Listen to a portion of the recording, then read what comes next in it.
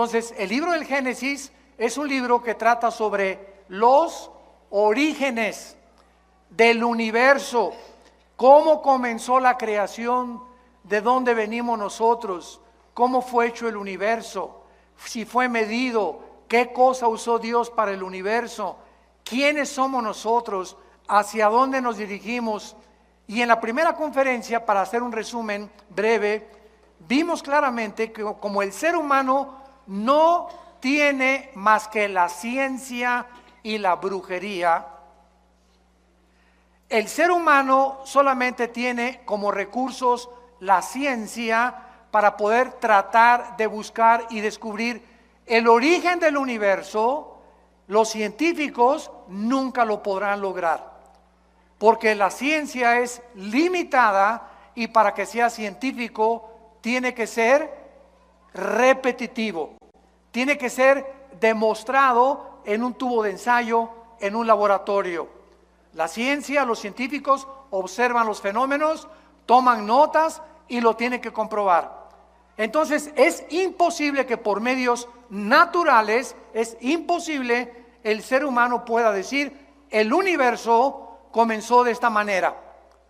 Y como es imposible, también se han inventado teorías, se han inventado hipótesis, como por ejemplo la teoría del Big Bang, que dice que la gran explosión, pues el universo comenzó con una gran explosión. Y cuando comenzamos nosotros a pensar, a usar la mente que Dios nos ha dado, comenzamos a preguntarnos quién produjo esa explosión, porque la nada no produce nada. Entonces, si una explosión tuvo que tener un origen para esa explosión, ¿qué fue ese origen que originó la explosión? Número uno. Número dos, de acuerdo a las leyes de la física, la primera y la segunda ley de la termodinámica establecen claramente: nada se crea ni se destruye, solo se transforma, y el universo se encuentra en un estado de corrupción, de descomposición, de cambio. El sol está perdiendo millones de toneladas más a cada segundo. Tú estás envejeciendo celularmente, nuestro carro envejece, los edificios envejecen, el universo está envejeciendo. Hay millones de estrellas que ya han desaparecido, pero que nos sigue llegando la luz de esas estrellas, aunque ya desaparecieron. Esto lo establece la segunda ley de la termodinámica.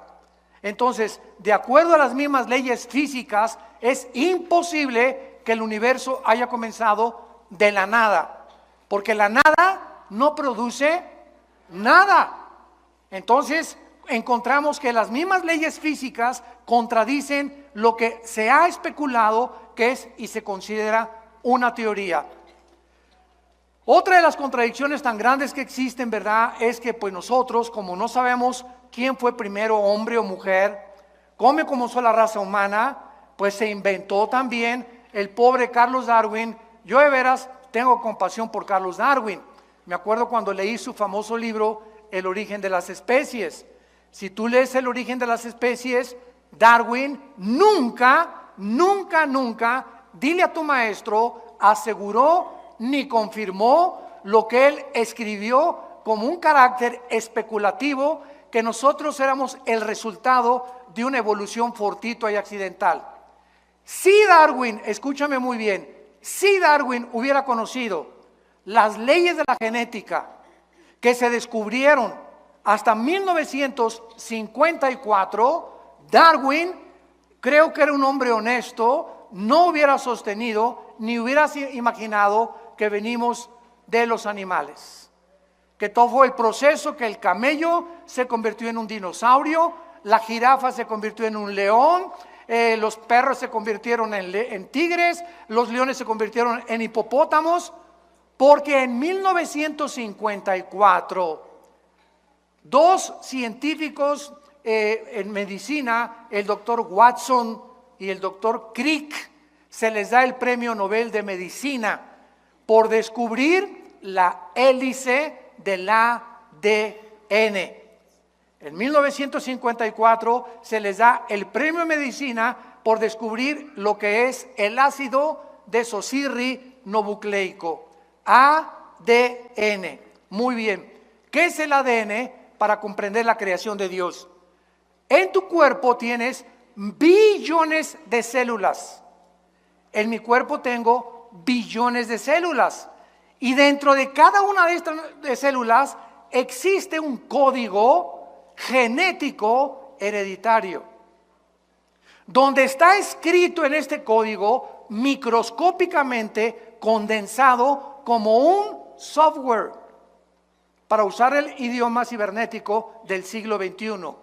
Tienes un software dentro de ti, y dentro de cada célula que tú tienes y yo tengo está determinado tu estatura, el color de tus ojos, el color de tu piel, el lunar que tenía tu abuela en la espalda, lo berrinchudo del carácter de tu mamá, hasta características emocionales se encuentran microscópicamente en una célula.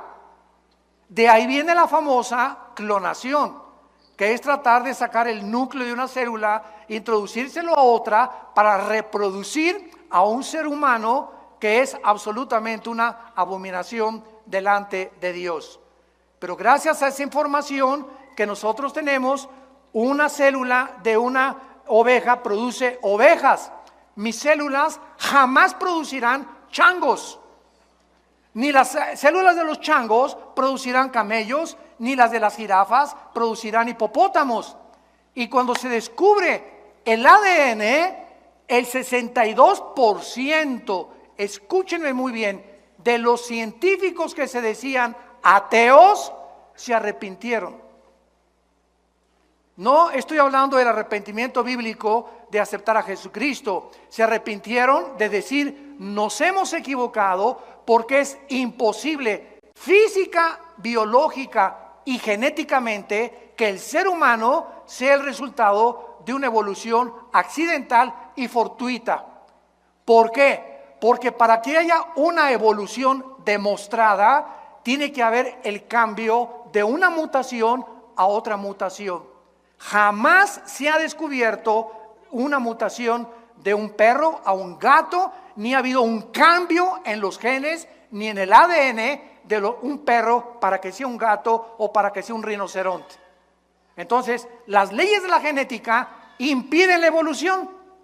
Las leyes de la termodinámica impiden la evolución.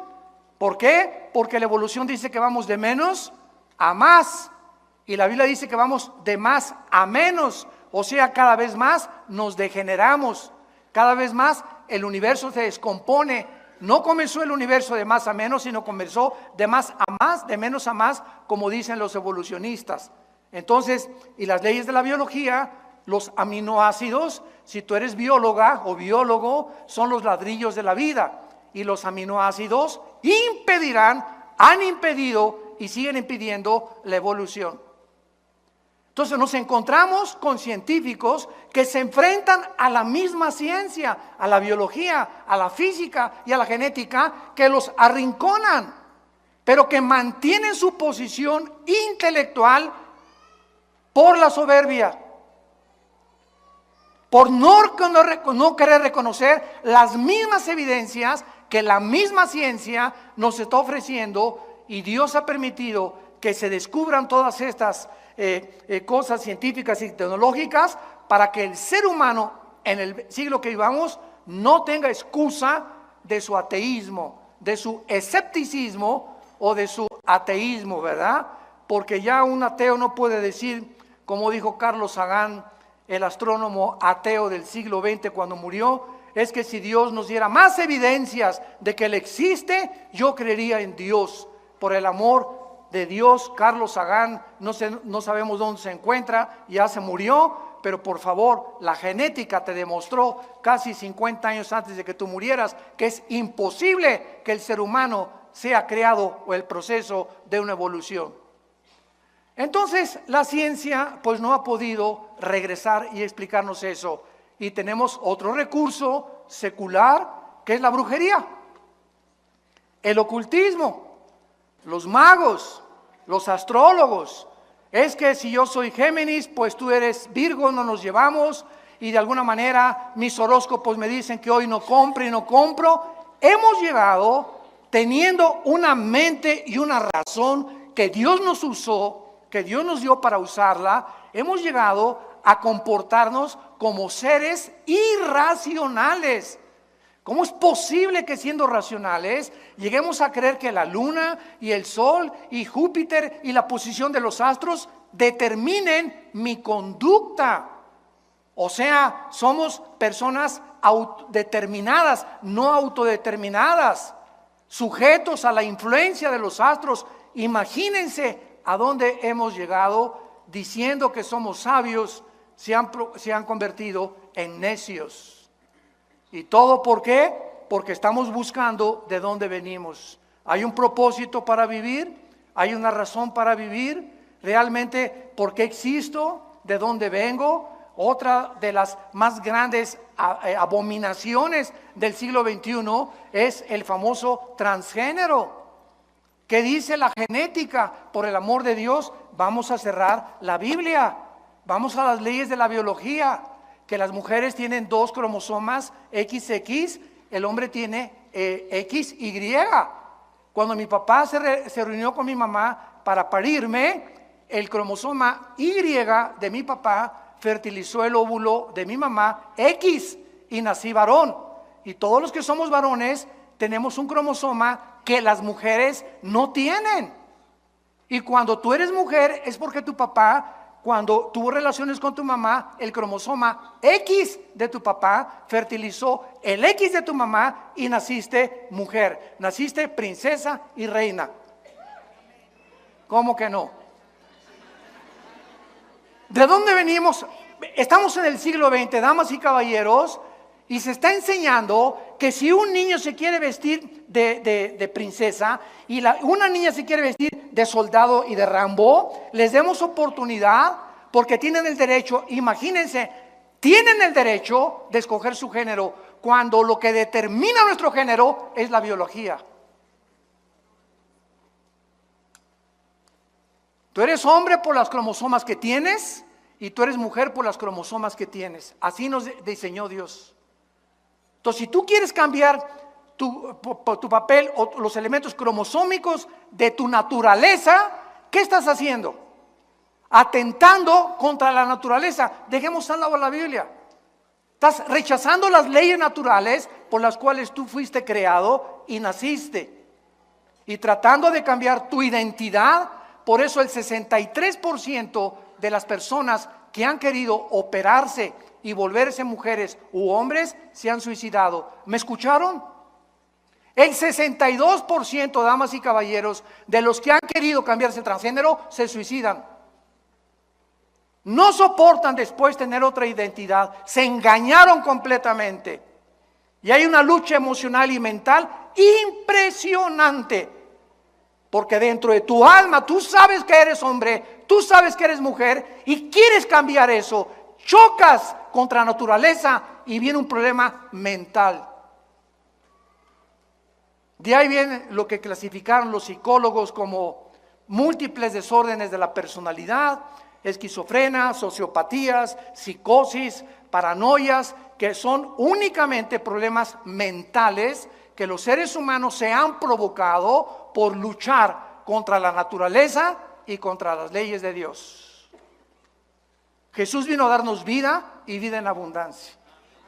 Jesús vino a alumbrarnos y a mostrarnos que no venimos de la nada, que fuimos creados a su imagen y semejanza, que somos agentes morales responsables de nuestras acciones y que si nosotros le escuchamos y le obedecemos, vamos a conocer el significado verdadero de vivir. Abran sus Biblias los que la traigan.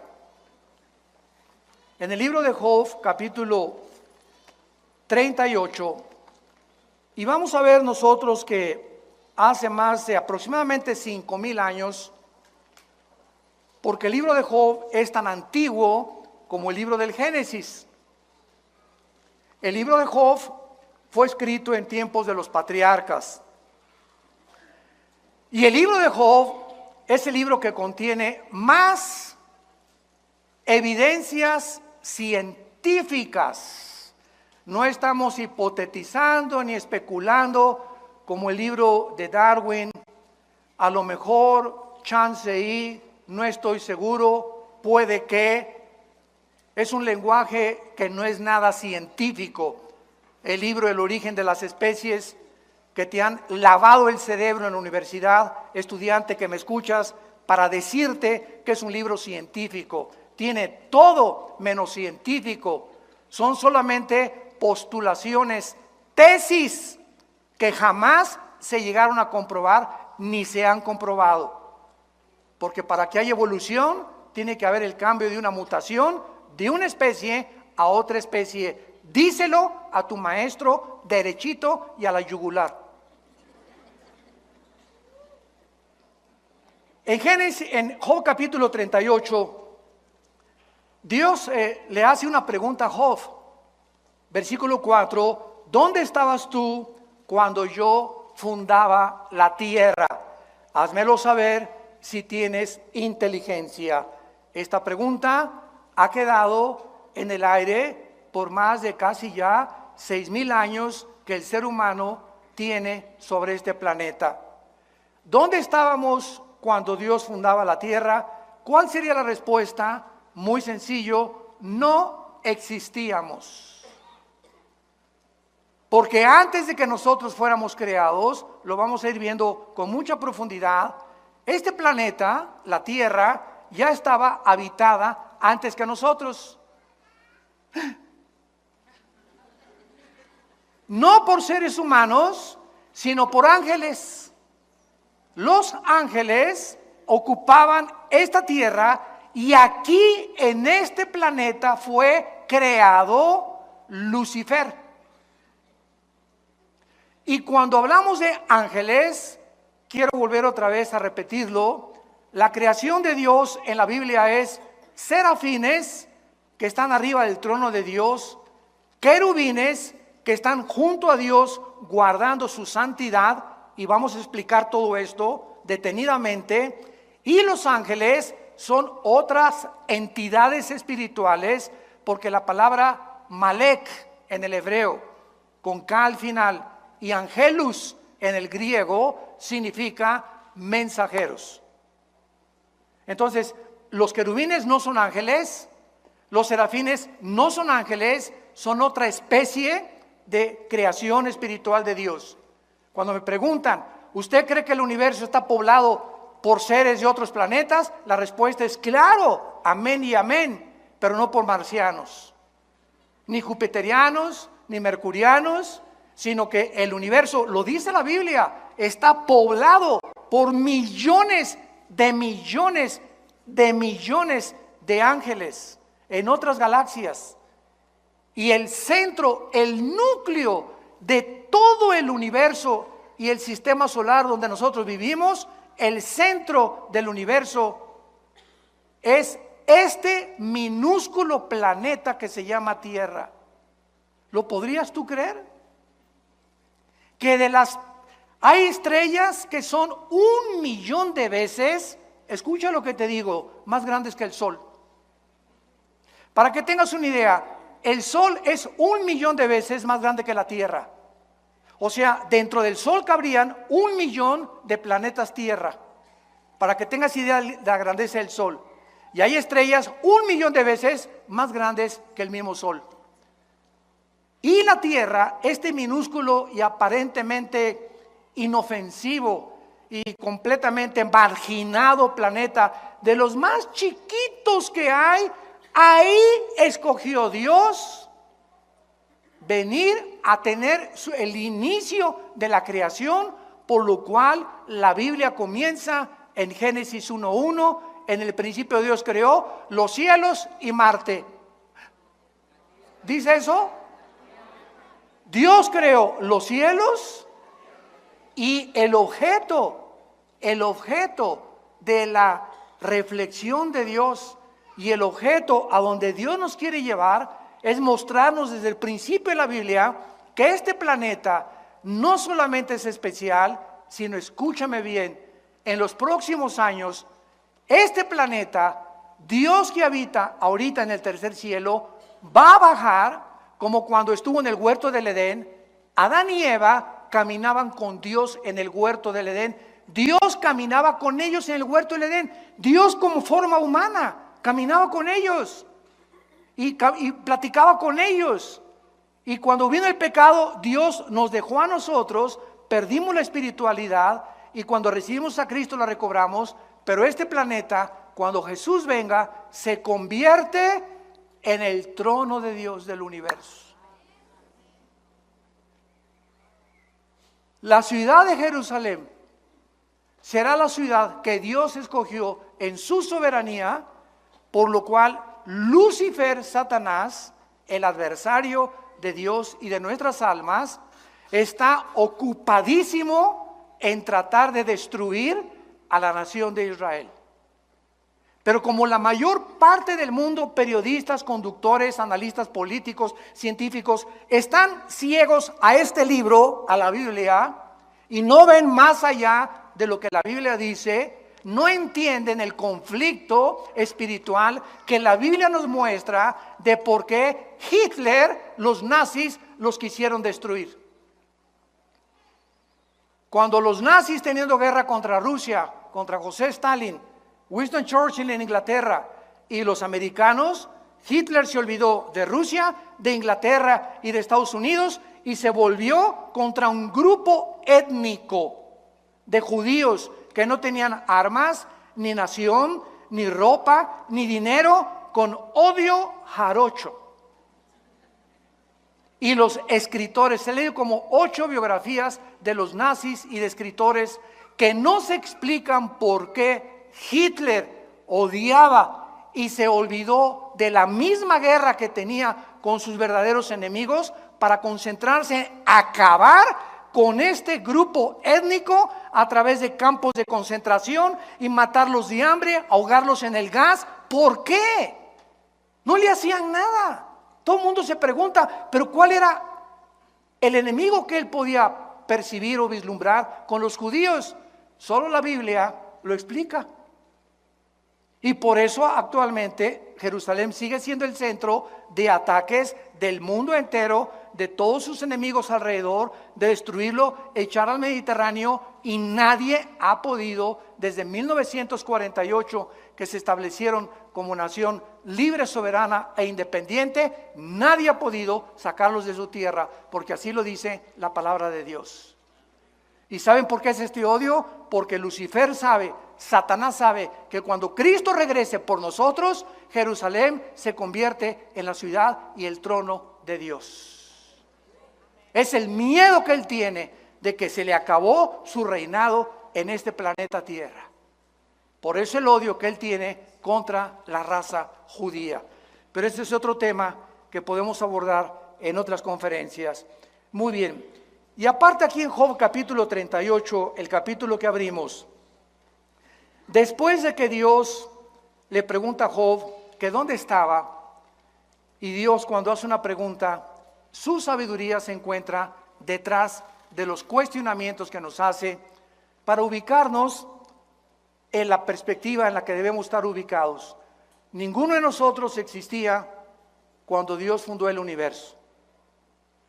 ¿Cuál es el resultado? Que como no existíamos, es imposible que podamos nosotros, por medio de nuestra sabiduría, investigación científica, poder llegar a poder concluir el universo comenzó así y así y así. Tenemos aproximadamente en la ciencia 96 métodos científicos para poder deducir o investigar el origen o el tiempo de las cosas que existen. O, por ejemplo, vas a la escuela y te dicen, el universo tiene, o la Tierra tiene 13 billones de años, o 15 billones de años. Cuando un científico te dice, o un libro de astronomía te dice que la Tierra tiene 13 billones de años, pregúntate de dónde sacaron esa cantidad de años. Yo te voy a responder. De los 96 métodos científicos que existen, hay 3 que están usando que se llama, 1, el carbono 14, 2, el potasio argón y 3, la radiactividad.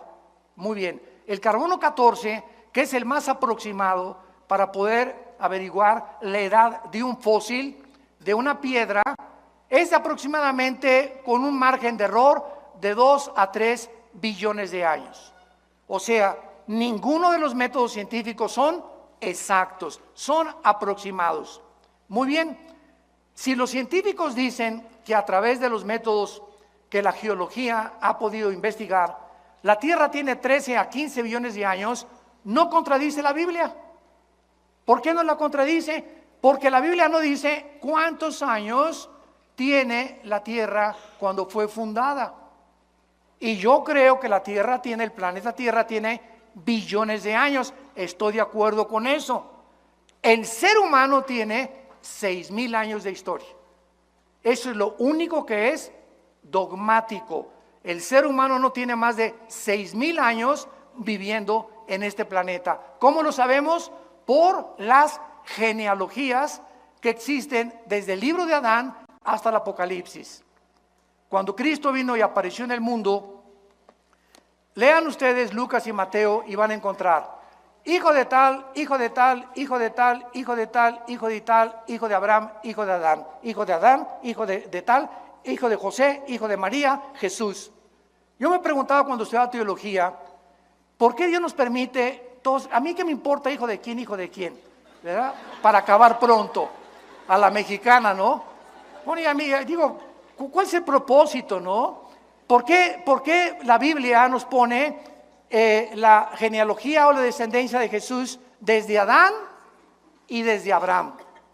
Y cuando ya comencé a profundizar aún más, descubrí porque a Dios le interesa, fíjense lo que les voy a decir, a Dios le interesa que cuando su Hijo Jesucristo apareciera en el escenario mundial, fuera el único ser humano de quien se pudiera citar o se pudiera deducir desde dónde venía. Toda su ascendencia de Jesucristo es la que se encuentra en 2 evangelios. ¿Y esto por qué? Porque a través de la prueba de las genealogías de Cristo, Cristo demuestra a los fariseos, a los religiosos, a los expertos en la ley, que Él era el Mesías que Dios había prometido. Sus credenciales venían por venir de María. María descendía del rey David. David descendía de la tribu de Judá. De la tribu de Judá descendía Isaac. Isaac descendía de Abraham. Abraham descendía desde Adán. Y esto lo prueba la Biblia para demostrar que Jesús no es Buda, no es Mahoma, no es Mahatma Gandhi, no es Walter Mercado, no es Confucio. Él es mi Hijo bien amado, en quien tengo toda mi complacencia. Cuando fue bautizado, fue la voz que se oyó: es Jesús, Él es. No sigas a Mercado, no sigas a Buda, no sigas a Confucio. Son hombres altruistas, son hombres que de alguna forma fueron buenos de acuerdo a nuestra calificación y nuestra perspectiva, pero no eran el Hijo de Dios. No eran los que tenían toda la sabiduría del mundo. No eran los creadores de la vida.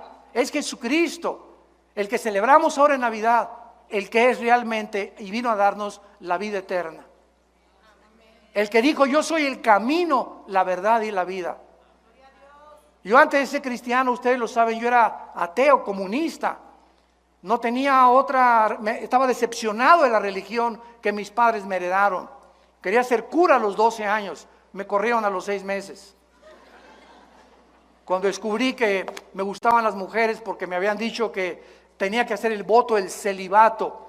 A los 13 años estuvimos mis hermanos y yo en colegios lasallistas, y pues nos mandaron al seminario, vivíamos en Acapulco, y me dijeron una noche, nos juntaron a todos los que estábamos ahí en el noviciado, que ustedes tienen que enterarse que cuando sean ordenados van a tener que hacer el voto del celibato. Y le pregunté: perdón, ¿qué es eso? Que ustedes no se pueden volver a casar, o no se pueden casar nunca.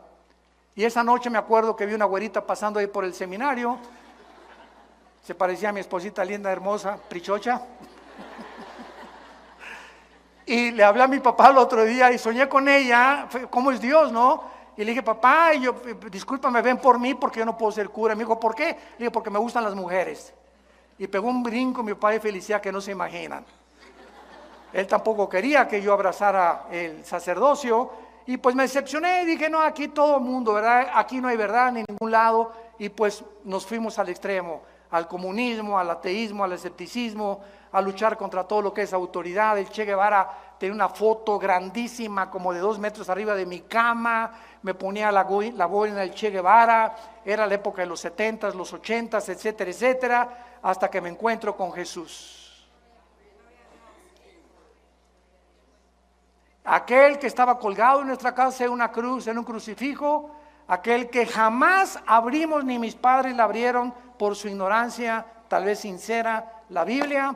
Cuando llegaba un cura a la casa, tenía un candado nuestra Biblia arriba del piano y el cura tenía la llave y él solamente al llegar cada sábado que mi papá lo invitaba a comer, la abría y nos permitía, con su permiso, leerla. Estaba vetada completamente. Hasta 1962, damas y caballeros, 1962, el Segundo Concilio Vaticano, uno de los mejores papas que ha habido, Juan XXIII, le decían el gordito bonachón. Juan XXIII, por primera vez desde el año 350 que Constantino cierra la Biblia y absorbe el cristianismo, hasta 1962, se le dio permiso al pueblo de leerla. ¿Virgen? ¿De dónde? No encuentro el nombre. Y Juan 23 abre la Biblia y... Chihuahua, cuánto apache. Y manda Juan 23 quitar las estatuas de las iglesias. Manda quitar el latín, porque era en latín en que se daba la iglesia, tú entrabas, no sabías ni de qué se trataba la onda. Entrábamos, párense, siéntense, incienso, ahí está Dios, salió de Dios, viva Zapata. Porque nos enseñaron que Dios estaba confinado a ese edificio. Y entonces, ¿verdad? Pues es una ignorancia tremenda por desconocer la Biblia. Hasta que cuando mi hermano a mis 25 años me comenzó a hablar de Jesús y me dio el Evangelio de San Juan, no se imaginan, bueno, fue una revolución en mi vida. Porque yo le pedía al Dios que yo no sabía que existía, sabía que si había alguien, yo quería saber quién eres tú, y le gritaba en las noches, ¿dónde estás? Si existes, dime quién eres tú, y voy a creer en ti.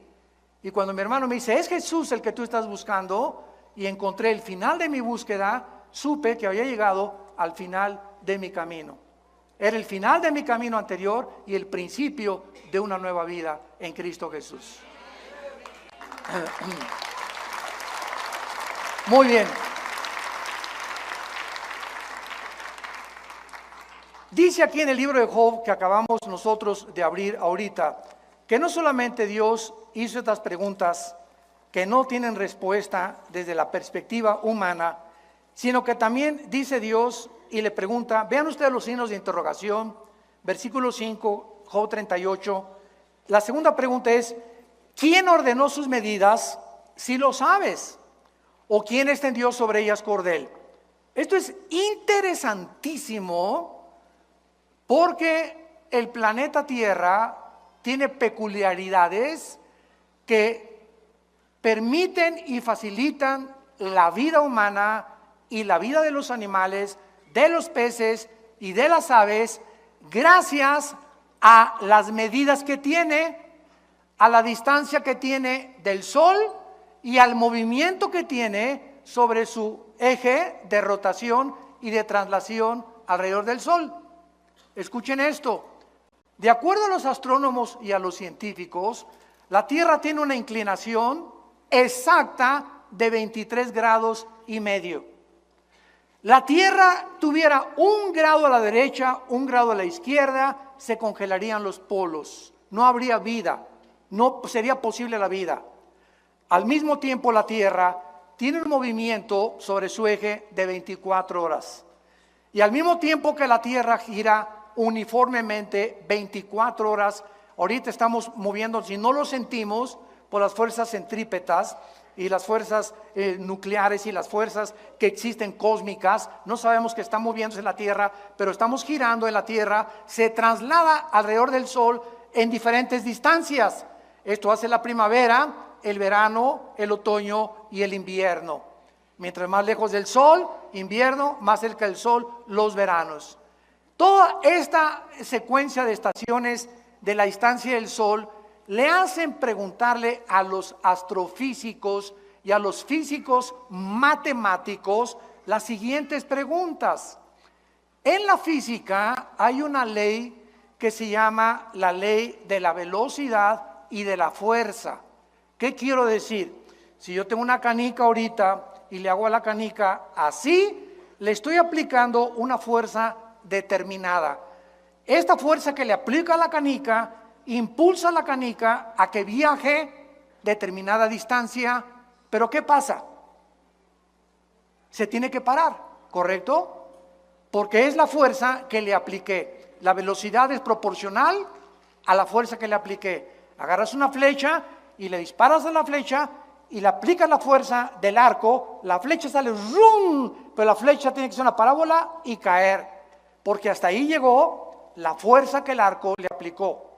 Aprietas una pistola y la pólvora hace que la bala salga disparada, no importa cuántos kilómetros, la bala tiene forzosamente que caer, porque es la fuerza que la pólvora le aplicó. Muy bien, si esta ley es constante y no puede ser violada, la pregunta a los físicos y a los astrofísicos es la siguiente: ¿quién le hizo así a la Tierra? Señores físicos que nos acompañan, por favor, pues las fuerzas del universo, no solamente la Tierra tiene un movimiento de algo invisible que la hace moverse, sino que su velocidad no la ha perdido. Esto viola la física. Mantiene uniforme su velocidad y alrededor del Sol, además de eso. Increíble. Bueno, si esto es increíble, en el mundo macroscópico, agarremos un microscopio electrónico y veamos la materia. Y vamos a encontrar aquí en este púlpito y en un pedazo de madera y en cualquier cosa que tenga formados átomos, que en el mundo microscópico lo que hace la cohesión, yo puedo agarrar mi mano ahorita y le hago así y me la rompo, no la atravieso porque los átomos de mi mano son más gruesos que la composición atómica que tiene este vinil o este púlpito o el cemento o la forma de materia que quieras, y encontramos electrones, protones, neutrones girando a una velocidad increíble en el mundo microscópico alrededor del átomo, y eso es lo que facilita la materia, la cohesión de la materia. ¿Quién les hizo así a los átomos? Y a los electrones para que dieran otra vueltecita, y a los neutrones para que giraran de esta manera alrededor del átomo. ¿Quién da esa velocidad? ¿Quién sostiene esto? Por el amor de Dios, Jesús, María y el borrito que los acompaña. Estamos tan ciegos al mundo y el universo que nos rodea, como dice el Salmo 14, el necio dice en su corazón, no hay Dios. Creemos que nosotros tenemos respuestas a todo. ¿Dónde estabas tú cuando Dios fundó el universo? Cabeza de chinche, cerebro de caracol que tenemos comparado con la grandeza del Dios de la Biblia. Y dice la Biblia, ¿quién ordenó sus medidas? ¿Quién extendió sobre ellas cordel? ¿Sobre qué están fundadas sus basas? Versículo 7. Y aquí nos dice, Job 38:7, que los ángeles ya vivían cuando Dios estaba formando la tierra, dándole sus medidas como un arquitecto soberano del universo, como el legislador cósmico de las leyes morales. Los ángeles ya estaban con él, viendo antes de que tú y que yo naciera, los ángeles ya existían. Cuando alababan las estrellas del alba y se regocijaban los hijos de Dios.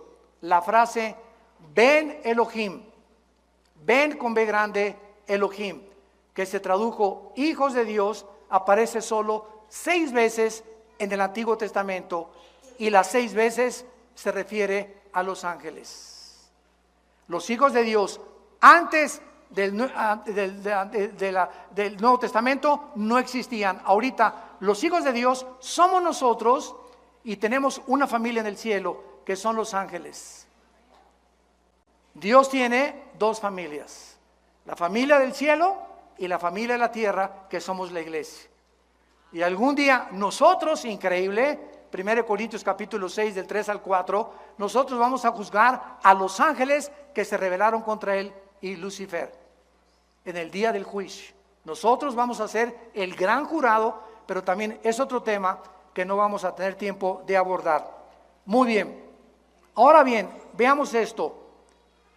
Dios, cuando creó el universo, lo creó con leyes físicas cósmicas. Gracias a que existen las leyes de la gravitación, las leyes termonucleares y las leyes de la termodinámica, gracias a que son leyes constantes, la ciencia puede existir. Si el Sol no tuviera el movimiento perfecto que tiene, ni la Tierra tampoco, ni la expansión del universo, ni lo que nos rodea, la ciencia no podría deducir nada. Pero como son leyes constantes, la ciencia existe. Y te pueden decir, va a haber un eclipse el año que entra, o va a haber un meteoro que se acerca a una velocidad dentro de 3 meses, o va a haber un eclipse de luna dentro de 4 meses, gracias a la uniformidad, a la afinación, a la inteligencia y a la sabiduría con que el universo fue creado. Muy bien, estas leyes cósmicas que existen en el universo, solo existen en el universo. Sígueme con cuidado. Antes del universo, ¿dónde estaba Dios? Yo veo así mucho humo que sale por allá. Les dije que íbamos a darnos un banquete con esto. Eso es maravilloso. Ahí me emociona compartir todo esto. Todos estos tesoros tan preciosos de la Biblia. ¿Dónde estaba Dios antes del universo? La Biblia lo dice en Isaías 57:15. Él vivía en la eternidad. Vamos a ver, ¿qué es la eternidad? Vamos a pintar aquí algo invisible arriba de mis manos. Esto es la eternidad, una dimensión desconocida. Muy bien. La eternidad no tiene tiempo. En la eternidad no existe el tiempo.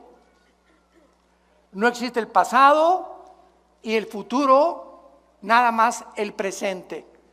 Por eso Dios se revela en Éxodo 3, yo soy el que soy. El del presente nada más.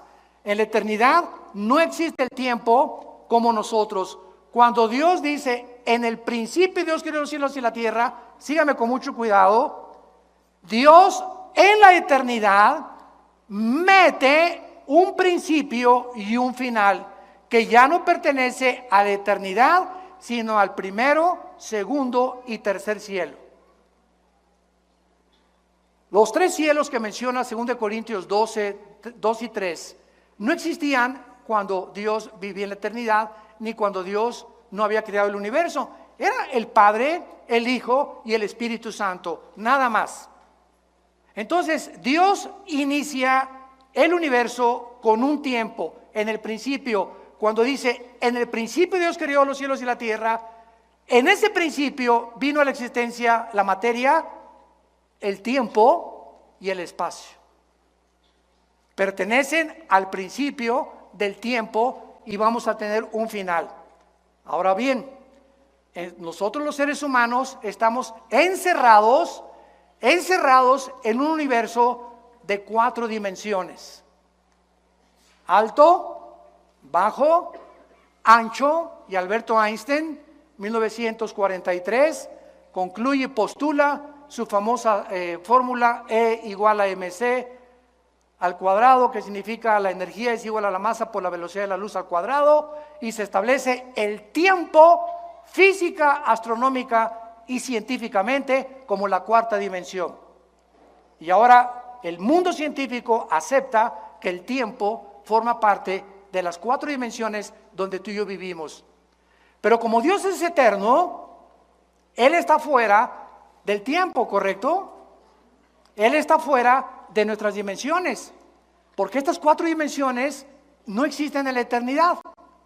Y esta es la razón por la cual este libro que tengo en mis manos, señores ateos, escépticos y agnósticos que nos visitan, este libro que tengo en mis manos es un libro hiperdimensional. ¿Qué quiere usted decir? Lean Apocalipsis. ¿Cuándo fue escrito Apocalipsis? ¿Hace 2000 años? ¿No? ¿Verdad? ¿O no? No se queden callados, échenme porras, hombre. No me dejen solo. Claro que sí, fue escrito hace 2000 años por el apóstol Juan. Y el apóstol Juan hace 2000 años es sacado de su cuerpo y trasladado en el tiempo 2000 años y escribe hace 2000 años lo que ya sucedió y lo que no ha sucedido. Juan escribe y vi al anticristo y vi al falso profeta y cayeron las trompetas y él escribe en el Apocalipsis todo como si ya hubiera sucedido porque él lo vio. Pero al mismo tiempo lo que él escribe antes y en el futuro no ha sucedido en el presente. ¿Cómo te explicas eso? Esto es lo que significa la hiperdimensionalidad. Como Dios es y trasciende todo, para Dios 1000 años es un día es 1000 años para Dios. El tiempo para Dios no existe como existe para todos nosotros. Otro ejemplo, si tú fueras una mosca, ¿sabes cuánto tiempo vivirías? 24 horas. Y esas 24 horas de la mosca tal vez le parecieron 500 años. Porque el tiempo para la mosca no pasa igual que el tiempo para ti. Si tú tienes un perro, nosotros tenemos 2 perros grandanés que parecen caballos, que son por cierto de mi hijo Caleb, ¿verdad? Los perros duran 10 a 12 años igual que los caballos. Yo tuve caballos y un caballo de 8 o 10 años ya está viejo. Entonces tenemos ahorita un gran danés de 6, 7 años que en equivalencia a la edad humana tiene como 60, 70 años de edad. ¿Por qué? Porque para los perros 7 años son 60 años y para nosotros, para la mosca, son 24 horas. ¿Me van siguiendo?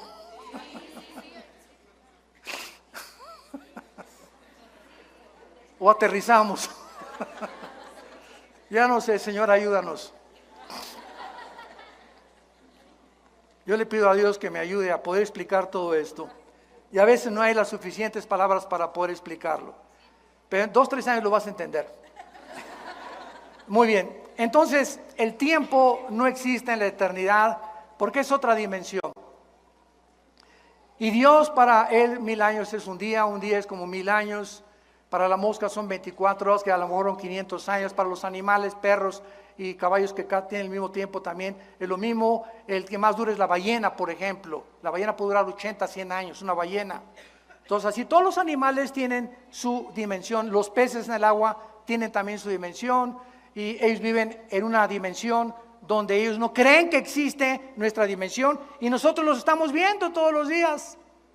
Y los peces completamente, ¿verdad?, inadvertidos, inconscientes de que hay otro mundo. Si se preguntara un pececito al otro, hola, ¿cómo estás? Y no hay, no, pues nada más aquí estamos nosotros. Ahí viene la ballena, ahí viene el tiburón. Pero nunca se van a imaginar que hay otra dimensión fuera del agua que somos nosotros y que los observamos. Así muchas veces nosotros somos como los peces que estamos en un mundo cerrado.